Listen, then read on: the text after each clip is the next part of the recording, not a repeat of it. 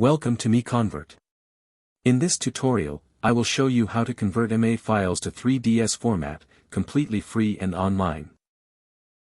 Open your browser and search for ma3dsmiconvert.com. Click on the first result to go straight to the converter.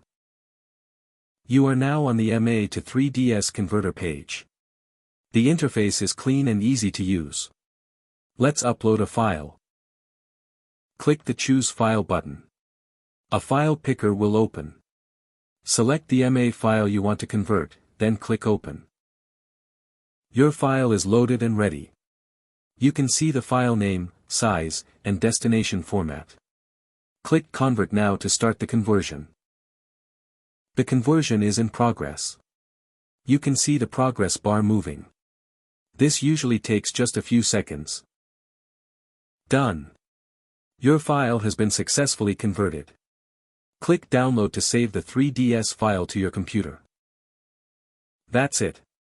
Visit MiConvert.com for more free conversion tools. Subscribe for more tutorials. Thanks for watching.